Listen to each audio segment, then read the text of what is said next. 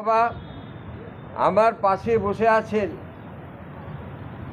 ভারত বিখ্যাত এক ব্যক্তিত্ব পদ্মশ্রী কাজী মাসুম আক্তার, যিনি আজ হিন্দু সনাতনীদের জন্য লড়াই করে যাচ্ছেন। যেন বাংলাদেশে যেমন মুক্তিযোদ্ধারা লড়াই করেছিল হিন্দুদের রক্ষা করার জন্য, আজকে হিন্দু সনাতনীদের রক্ষার্থে আমার পাশে রয়েছেন পদ্মশ্রী কাজী মাসুম আক্তার।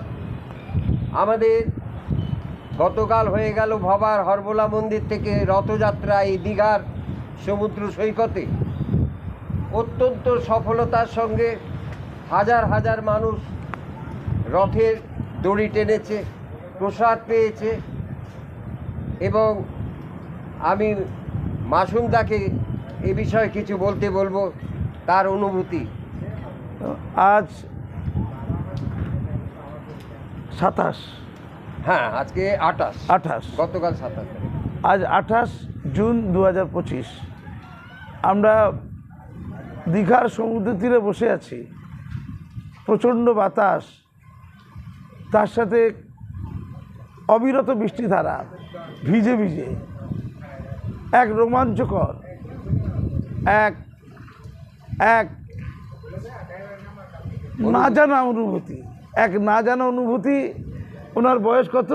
আপনার 82 বছর। ভিজছেন, আমিও ভিজছি। সেটের নিচে বটে, কিন্তু এই সেট বাদ মানছে না বৃষ্টিকে। কালকে রথযাত্রা গেল। রথযাত্রায় ভবার হরবোলা মন্দির ও আশ্রম থেকে ভবার হরবোলা মন্দির আশ্রমের কর্ণধার আচার্য ডক্টর গোপাল খেত্রী মহারাজ, তার নেতৃত্বে এক সুন্দর সৌম্য এবং স্বতঃস্ফূর্ত এক রথযাত্রা সম্পন্ন হলো। মানুষের এত আনন্দ, এত আকুতি দেখা যায় না। কোনো চাওয়া পাওয়া নেই, কোনো ধর্ম, জাতি, বর্ণ রাজনীতির কোনো ভেদাভেদ নেই। আমি কালকে সেই রথযাত্রায় ওনার সাথে সবার হয়েছিলাম, রথে সবারই মতো সম্মানের সাথে চামড় দুলিয়েছিলাম এবং প্রসাদ বিলি করছিলাম। না, প্রসাদের প্রাচুর্য ছিল না, ছিল এক গভীরতম আন্তরিকতা, এক গভীরতম আত্মিক বোধ, এক শ্রদ্ধা ভক্তি। জগন্নাথ দেবের যে আশীর্বাদ, তা যেন ফল্গু ধারার মতো মানুষ গ্রহণ করছিল এই রথযাত্রার মধ্য দিয়ে। আমি জাতি, ধর্ম, বর্ণ নির্বিশেষে, রাজনীতি নির্বিশেষে সব মানুষকে বলতে চাই, আসুন না, জগন্নাথ দেব ভক্তির সাথে আনন্দের সম্মিলন ঘটিয়েছিল এই রথযাত্রায় কেন্দ্র করে। মানুষের মাঝে তিনি এসেছিলেন। আমরা শুধু মানুষের কথা ভাবি, মানুষকে আনন্দ দিই।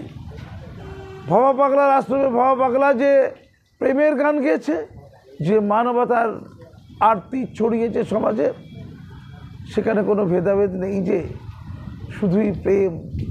মানুষকে আপন করে নিই। মানুষের মধ্যে কাঁটাতারের বেড়া যারা তৈরি করছে, তা মোচন করতে হবে। দিনের শেষে যে ক্ষুধার্ত সেই শিশু কাঁদছে, দিনের শেষে সেই মা যে তার সন্তান হারিয়েছে, তার কোনো ধর্ম, বর্ণ, জাতি, শ্রেণী কিচ্ছুটি হয় না, শুধু দুঃখ হয়। আর যখন প্রাপ্তি আসে, শুধু পাওয়া হয়। এই যে পাওয়া, এই পাওয়া আধ্যাত্মিকতায় যাক, আত্মিকতায় যাক। ভারতবর্ষ গোটা পিছিয়ে কোথায় এগিয়ে আছে জানেন? সেটা আধ্যাত্মিকতায়, আমাদের আত্মার উন্মোচনে, আমাদের প্রেমের উদ্ভাসনে। আমরা গতকাল যে রথযাত্রা করলাম, ঘুরলাম, তাতে কি কাড়াকাড়ি! আমাদের কাছে আর প্রসাদ নেই। শেষ যখন, তখনও দেখি মানুষের ঢল। আবার দৌড়চ্ছি কোথায় প্রসাদ পাই। ব্যাপারটা কি, আমাদের এই যে চাওয়া, মানে এত মানুষ এসেছিল যে আমরা কুলকিনারা করতে পারিনি, হিসেব করতে পারিনি। আমাদের হিসেবের বাইরে ছিল। আমাদের যে প্রসাদ যেটা দেওয়া হবে তাদেরকে, তার তো একটা হিসেব থাকে, সেই হিসেব উপচে গিয়েছিল। এর নাম হচ্ছে উপচে যাওয়া ভালোবাসা, উপচে যাওয়া ভক্তি। আজকের এই সুন্দর পরিবেশে, এই বঙ্গোপসাগরের তীরে আমাদের কপাল ছুঁয়ে একটু বলি না, ভালোবাসি না, একটু ভালোবাসি না। ধন্যবাদ। জয়।